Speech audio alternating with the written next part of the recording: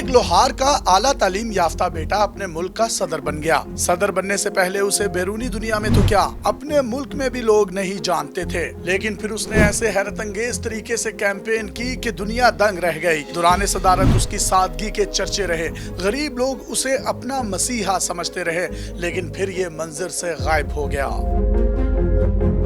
اس شخص کا نام محمود احمدی نیاد ہے۔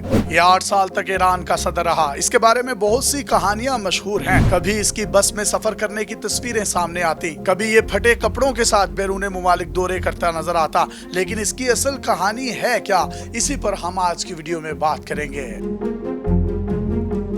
محمود احمدی نیاد ایک لوہار کے گھر پیدا ہوئے۔ بچپن میں ہی والدین کے ساتھ تہران منتقل ہو گئے۔ 1979 میں ایران میں انقلاب آیا تو یہ پاسداران انقلاب میں شامل ہو گئے۔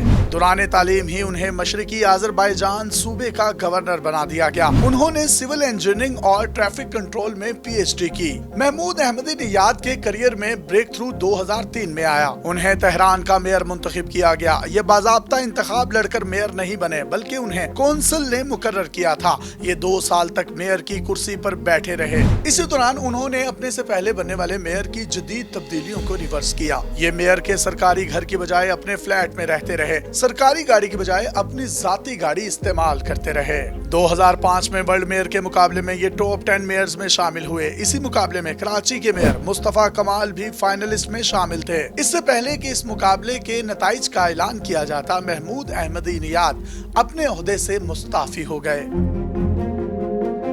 ایسا انہوں نے اس لیے کیا کیونکہ وہ صدارتی الیکشن لڑنا چاہتے تھے۔ یہ ان کا ایک انتہائی حیران کن قدم تھا، کیونکہ انہوں نے کبھی کوئی الیکشن نہیں لڑا تھا، لوگ انہیں نہیں جانتے تھے۔ اس سب کے باوجود بھی انہوں نے اتنا بڑا رسک لینے کا فیصلہ کیا۔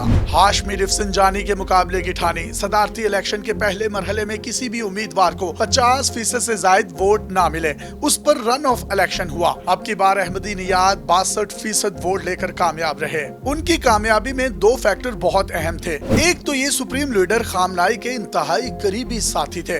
جب یہ صدر منتخب ہوئے تو انہوں نے سپریم لیڈر کے ہاتھ پر بوسہ دے کر اپنی وفاداری کا اظہار کیا۔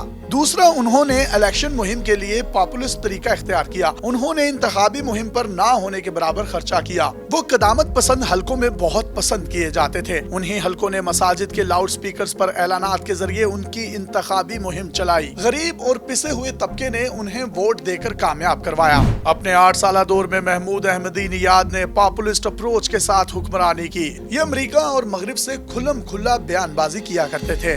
یہ اسرائیل کے خلاف بھی بیانات دیتے رہتے تھے، جس کی وجہ سے مغرب کے ساتھ ان کی ایک دن بھی نہیں بنی۔ تیل کی قیمتیں بڑھیں تو انہوں نے اعلان کر دیا کہ ایران کی تیل کی آمدنی عوام میں تقسیم ہونی چاہیے۔ انہوں نے پھر ایسا کر کے بھی دکھایا۔ اس سے محمود احمدی نیاد کی ذاتی مقبولیت میں تو خوب اضافہ ہوا، لیکن ایران کو شدید مالی مشکلات کا سامنا کرنا پڑا۔